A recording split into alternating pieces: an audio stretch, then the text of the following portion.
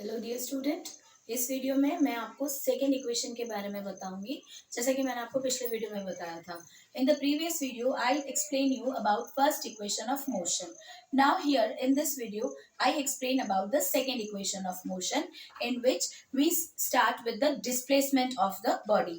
So now the displacement S during the time interval T, जो body का displacement है during the time interval from here to here, the displacement of the body, जो body का displacement है वो यहाँ से ओ, ए, बी और ये डी, इतना पूरा ट्रैवल किया है, right? This is the displacement.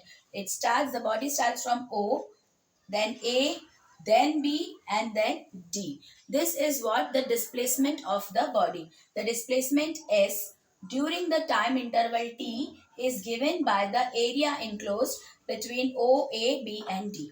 यहाँ पर अब आप ये देख रहे हैं कि ये O, A, B, D एक एरिया है जो कि क्या बता रहा है? डिस्प्लेसमेंट बता रहा है। बट ये जो एरिया है ये अपने आप में, this is what it is what made up of two figures. One is rectangle and one is triangle. So now let us see this area of OABD, जो कि अपने आप में क्या है? Area of rectangle. कौन सा रेक्टेंगल? OACD। इस रेक्टेंगल का सम, इस रेक्टेंगल प्लस ये ट्राइंगल के सम के बराबर है, right? So this OABD is equals to area of rectangle OACD. This is OA, C and D. This is what? The rectangle plus area of triangle. What is the triangle? ABC. Now my dear student, we know that the area of rectangle is what? Length into breadth. So what is that? AO into DO. This is AO into DO. This is what? The area of rectangle, length into breadth. And as we know that area of triangle is half base into height. So this is half. What is the base? This is the base AC and this is the height BC, right? This is what the area of triangle. Now see the denotions. अब ये जो AO है या DO है, ये इसको हम किससे डिनोट करते हैं? So my dear student, AO जो है, this AO as already explained कि ये AO जो है, this is what? The velocity. In this graph the velocity is not at all taken equals to 0. In this graph the velocity, initial velocity is not equals to 0. So yeah, OA जो है वो किसके बराबर है? AO या OA जो है, this is what? U. अब DO और CA, this DO और this CA, this is equals to time t. यहाँ से यहाँ तक जो है किसके बराबर है? T के बराबर है। अब यहाँ पर एक बात देखिए कि ये मैंने लिखा है BD minus CD. So this is what? This BD. इतने में से अगर हम इतने को माइनस करेंगे, राइट, ये जो है ये पूरा ये this BD minus this CD is equals to this one. BD minus CD is equals to हमारे पास इतना, और ये जो है this is parallel to this line. So we can say that this BD is equals to this EO and this CD, this much distance is equals to this one AO, right? So this whole BD minus CD is equals to this was BC. Similarly EO, this one's minus AO is equals to this EO.